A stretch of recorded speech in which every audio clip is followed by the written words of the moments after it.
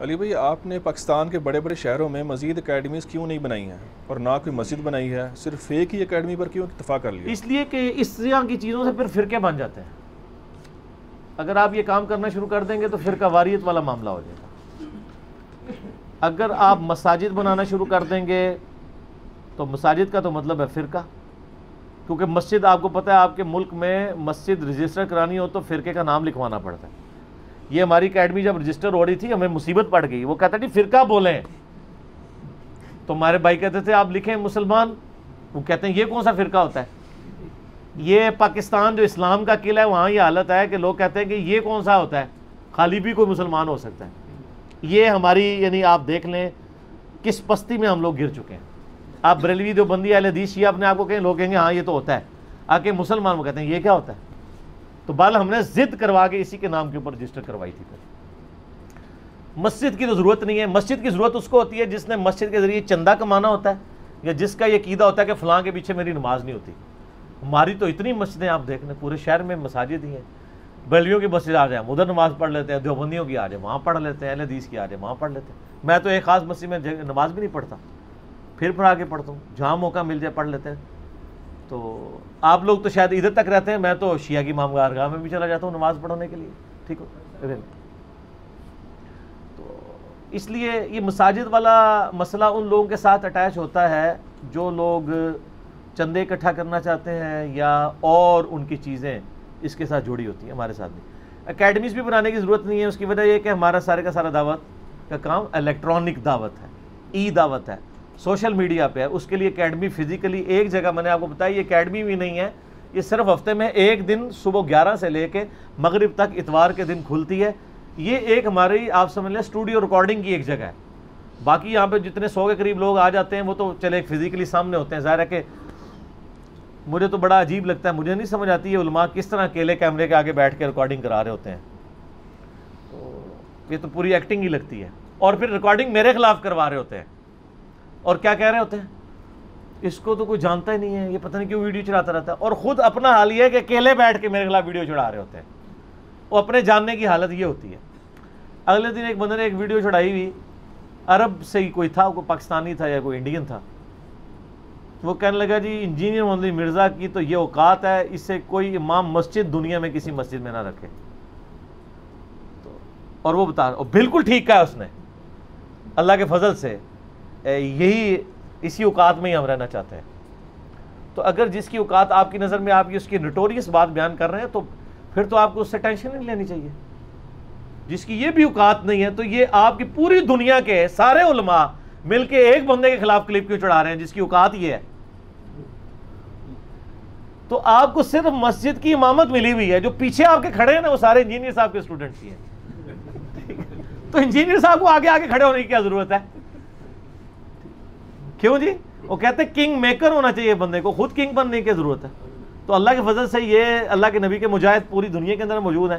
میرا یہ چیلنج ہے، دنیا میں کوئی بندہ اردو بولتا ہو کہیں پہ بھی، ایون بنگلہ دیش میں ہو، نیپال میں ہو، انڈیا پاکستان میں ہو، یا آپ یورپ میں، امریکہ میں، ہر جگہ دنیا میں یعنی 50% سے زیادہ لوگ تو اردو سپیکنگ ہیں، سمجھنے والے ہیں.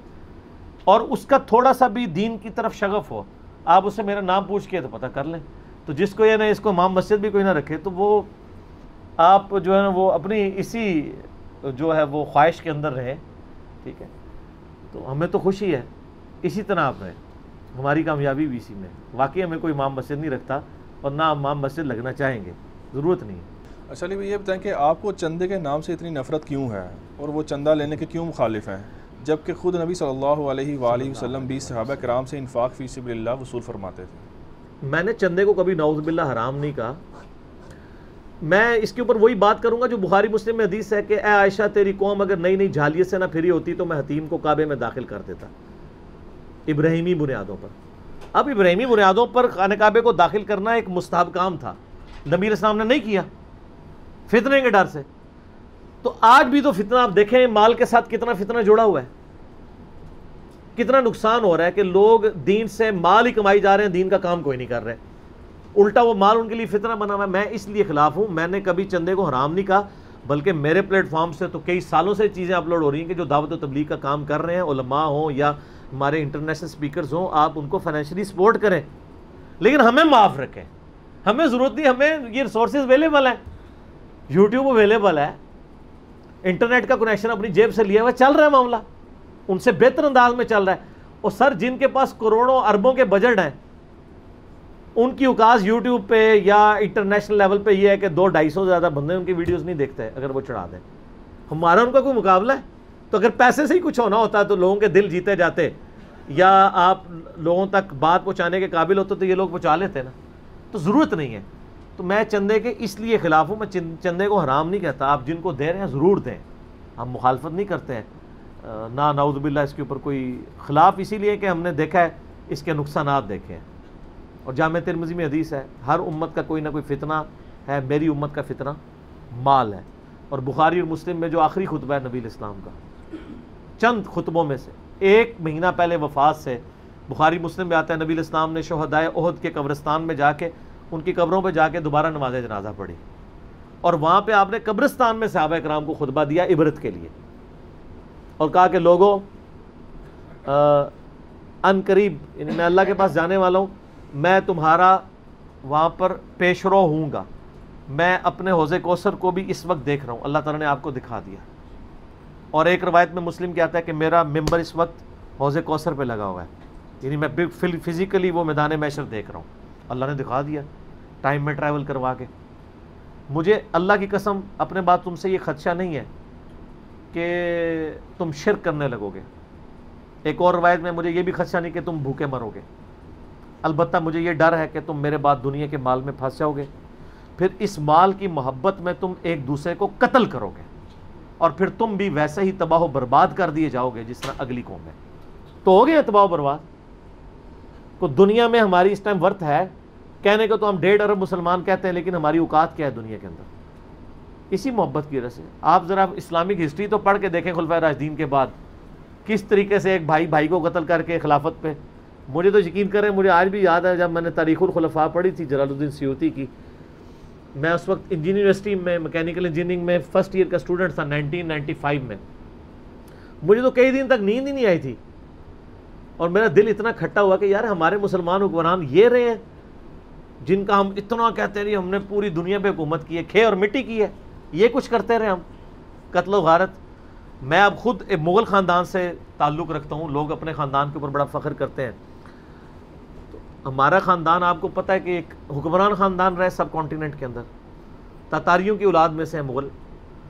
سلطنت عثمانیہ بھی وہ مغلوں کی اولاد, یعنی وہی تاتاریوں کی اولاد تھے. یہاں پہ پیرلل میں یہاں پہ ان کی حکومت تھی جو مغلوں کی, وہ بھی تاتاریوں کی اولاد تھی جو بعد میں مسلمان ہوئے, کعبے کو مل گئے پاسباں صنم خانے سے. اور یہاں پہ ہمیں بچپن سے ہمارے آباء و اجداد کے بارے میں بتایا جاتا ہے جی, وہ جی جو اورنگزیب عالمگیر تھا نا جی, وہ ٹوپیاں بنا بنا کے گزر بسر کرتا تھا اور کبھی نماز نہیں چھوڑی. تو میں انہوں نے بھرا بھی کوئی نہیں چھڑیا, کوئی بھائی بھی زندہ نہیں رہنے دیا, نماز بھی نہیں چھوڑی, بھائی بھی نہیں چھوڑا حکمرانی کے لیے. ان حکمرانوں کے ہم رونے روتے ہیں اور ہم بڑا پیش کرتے ہیں جی ہماری, یہ صرف مسلمان حکمران تھے, اسلامی حکومتیں نہیں تھیں. یہ میرا سلطان ڈرامہ میں نے دیکھا نہیں, مجھے بتایا جیو والوں نے ڈب کیا ہے ٹرکی کا, اس میں پوری آپ کو سلطنت عثمانیہ نے جو ماشاء اللہ تعالیٰ جو وہ اسلامی خدمات کرتے رہے ہیں, 300 انہوں نے لونڈیاں رکھی ہوئی تھیں اپنے حرم کے اندر, اور آج ہم روتے ہیں جی سلطنت عثمانیہ ختم ہو گئی, یہ ہو گئی. وہ جب تھی تو تب بھی کیا تھا, صرف حکمران کی ڈیٹرنس کی بنیاد کے اوپر آپ بات کر رہے ہوتے ہیں کہ چلو جی مسلمانوں کے ایک ہے یہ, لیکن جو اس کے ساتھ نیگیٹو چیزیں جڑی ہوئی ہیں ان کو بھی ہائی لائٹ کریں نا. تو یہ سارے کا سارا کیا تھا, مال کا فتنہ. اس لیے مال کے اس معاملہ, باقی تو چندہ نبی الاسلام نے مانگا ہے اور دعوت و تبلیغ کے کام کے لیے, اس میں کوئی شک نہیں ہے, لیکن نبی الاسلام نے دین کے لیے مانگا ہے نا, اپنی جدادیں تو نہیں بنائی ہیں. بخاری مسلم کی حدیث ہے, ام عائشہ کہتی ہیں نبی الاسلام کی وفات اس حال میں ہوئی ہے کہ بعض اوقات 1 مہینہ, بعض اوقات 2 مہینے, بعض اوقات 3 مہینے تک ہمارے گھر میں چولہا نہیں جلتا تھا, اور 2 کالی چیزوں پہ گزارا ہوتا تھا, کھجور اور پانی کے اوپر. اور یہ بھی نہ سمجھیں کہ کھجوریں کوئی ماشاءاللہ کوئی پیٹیاں آتی ہوں گی, 2 کھجوریں اور 1 میٹھے پانی کا پیالہ صبح کے وقت اور 2 کھجوریں شام کے وقت, یہ ٹوٹل خوراک ہوا کرتی تھی. 2 کھجوریں.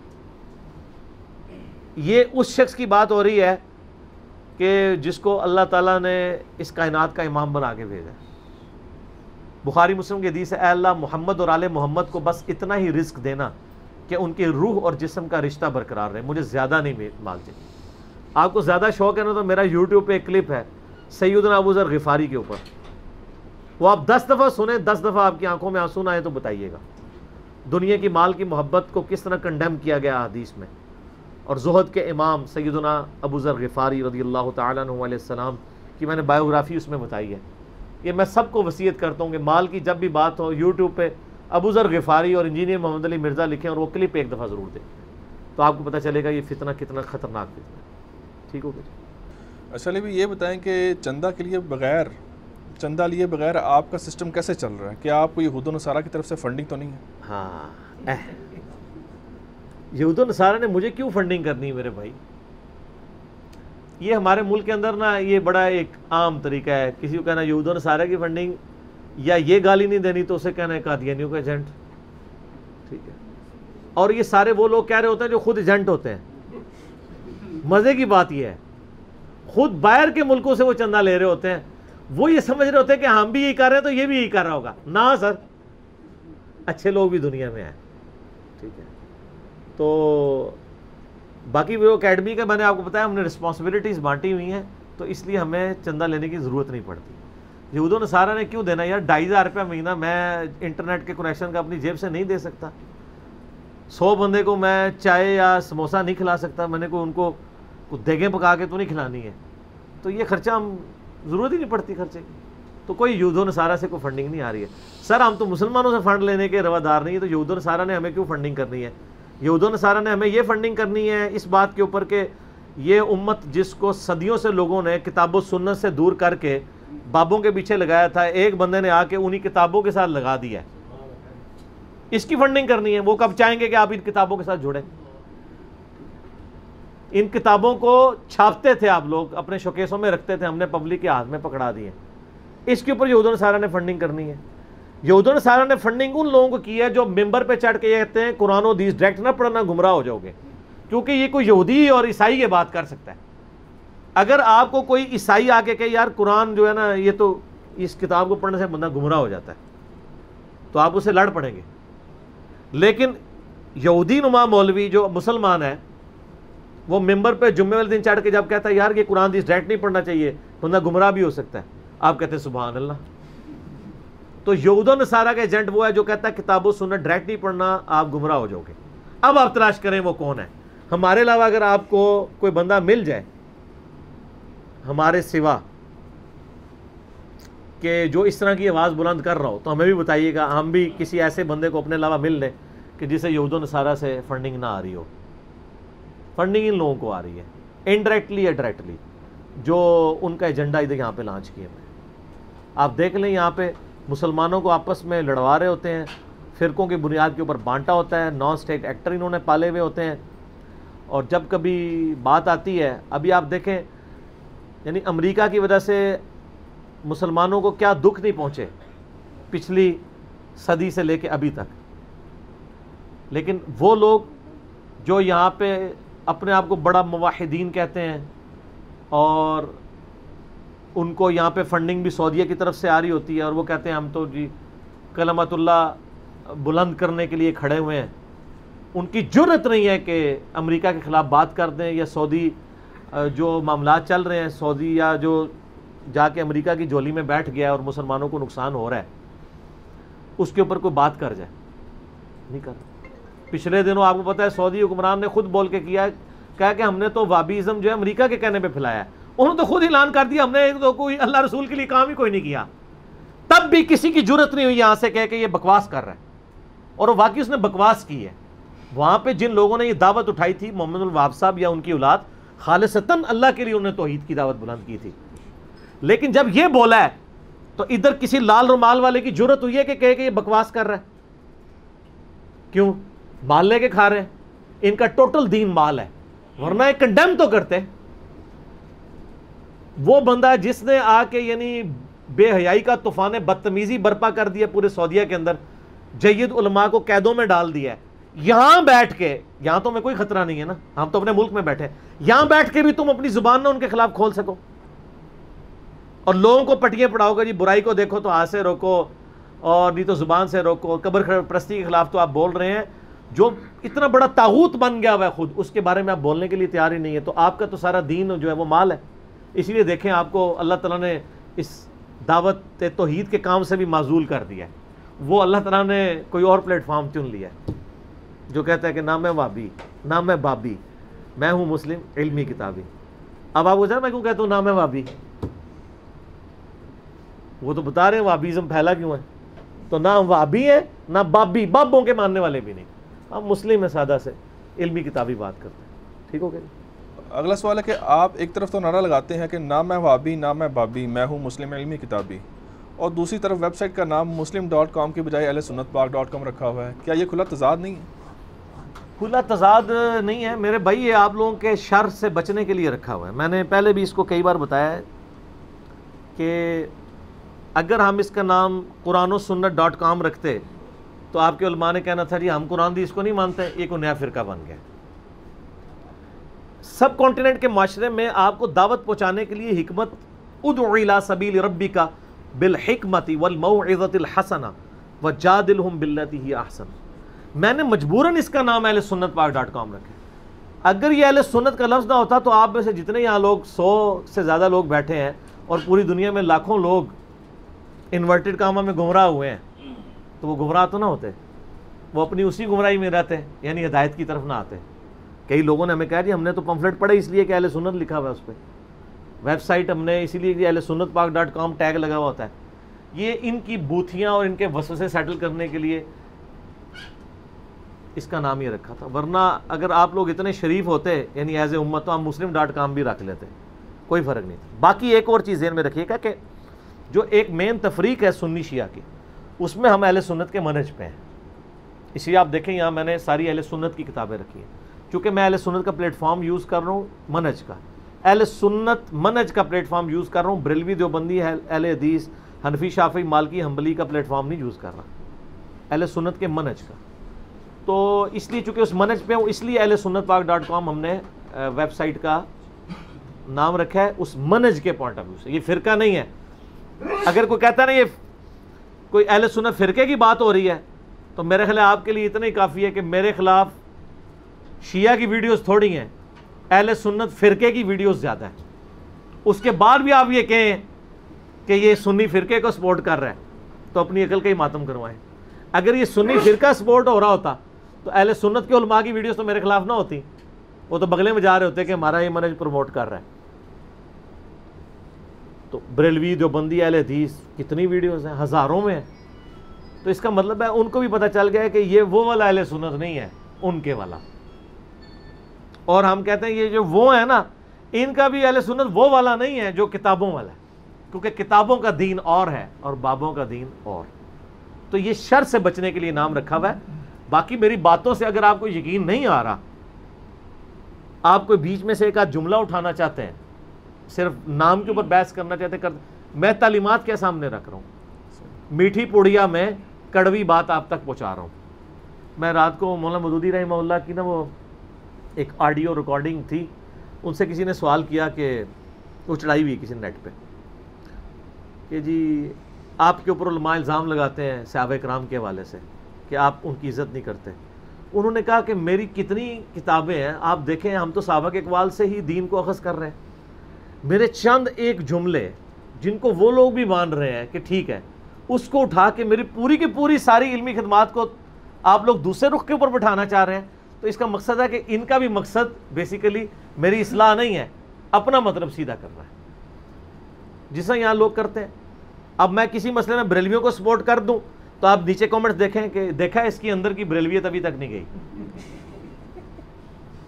اور اگر کسی مسئلے میں اہل حدیث کے کسی موقف کی تائید کر دوں تو بریلویوں کے کامنٹس آ جاتے ہیں دیکھا یہ چھپا ہوا نجدی ہے. ایک اہل حدیث نے میرے خلاف کلپ چڑھایا, وہ مناظر ہے پاکستان لیول کا, کہ میں تو پہلے دن سے کہہ رہا ہوں یہ دیوبندی ہے. سر کیسا بندہ کوئی ہو سکتا ہے بیک وقت وہ بریلوی بھی ہو, دیوبندی بھی ہو, اہل حدیث بھی ہو, اور اس کو لوگ شیعہ بھی کہتے ہوں, اور وہ بیچارہ بار بار چیخ کے کہہ رہا ہو کہ نہ میں وہابی نہ میں بابی، میں ہوں مسلم علمی کتابی. اور جو ہوتے ہیں وہ تو بول کے کہہ رہے ہیں کہ ہم ہیں. ٹھیک ہے. اور مجھے پھر بتائیں ہمارے علاوہ کون سا ایسا بندہ ہے کہ جس کو سارے بیک وقت اس طرح کی گالیاں دے رہے ہوں؟ کوئی بھی نہیں ہوگا. سارے دے رہے ہوں. یعنی یہ تو ہوگا کہ اگر کوئی بریلوی ہے تو اس کو دیوبندی ضرور دے رہے ہوں گے، بریلوی تو نہیں دے رہے ہوں گے. سارے جس کو دے رہے ہوں بندہ لب کے دینا جی منو. ٹھیک ہے. اور وہ بندہ بات بھی ٹھیک کر رہا ہوں. اگر غلط کر رہا ہوگا تو سارے پھر دے رہے ہوں گے. ہم تو پھر بھی گالی کسی کو نہیں دیتے. بہرحال یہ گالی سے زیادہ ان کے لیے تکلیف دہ ہے، اور یہ ہم نے حضرت حسان ابن ثابت سے سیکھی ہے. بخاری مسلم میں حدیث ہے، حضرت حسان ابن ثابت کو نبی علیہ السلام کہتے تھے، اے حسان تو جو مشرکین کے خلاف وہ اشعار کہتے تھے نا، تو پھر نبی علیہ السلام ان کے لیے دعا کرتے تھے، اے اللہ روح قدس کے ذریعے حسان کی مدد فرما. اور پھر نبی علیہ السلام فرمایا، حسان ان کافروں پہ ہمارے تیر اتنے تکلیف دہ نہیں ہیں جتنی تیری شاعری جو ہے نا کافروں کے اوپر تکلیف دہ ہے. حالانکہ شاعری میں کوئی تیر بھی نہیں ہے، کیونکہ وہ اس طرح ان کا علمی رد کرتے تھے پھکیے دے کے، ظاہر ہے کہ وہ ان کو تکلیف ہوتی تھی. اس طرح ہمیں بھی کوئی جو ہے وہ جہاد بالفعل یا بالسیف کرنے کی ضرورت نہیں ہے. ہمارا ایک شعر ہی ان کو اتنی تکلیف دیتا ہے کہ نہ میں وابی، نہ میں بابی، میں ہوں مسلم علمی کتابی. مسلم کا لفظ ان کو چڑ دے دیتا ہے. یہ ان کی نوست ان پہ جو پڑی، اور ہمیں جو اللہ تعالیٰ نے اپنے محبوب صلی اللہ علیہ وآلہ وسلم کے مبارک قدموں تک پہنچایا، اس کے لیے یہی کافی ہے کہ ہم فخری اپنے آپ کو مسلم کہتے ہیں. میرا خیال اب ہم وقفہ کر لیتے ہیں. باقی انشاءاللہ تعالی ہماری یہ جو مجلس کا سلسلہ انشاءاللہ تعالی چلے گا وقفے کے بعد بھی. کافی سارے سوالات پڑے ہوئے ہیں، لیکن ظاہر ہے کہ یہ وقفہ تو ہم نے ہر دفعہ کرنا ہی ہوتا ہے. اللہم صلی علی محمد وعلی آل محمد کما صلیت علی ابراہیم وعلی آل ابراہیم انک حمید مجید. اللہم بارک علی محمد وعلی آل محمد کما بارکت علی ابراہیم وعلی آل ابراہیم انک حمید مجید. اللہ تعالیٰ سے دعا ہے جو حق بات میں نے کہی یا آئندہ بھی جو کروں گا، اللہ تعالیٰ ہمارے دلوں میں راسخ فرمائے.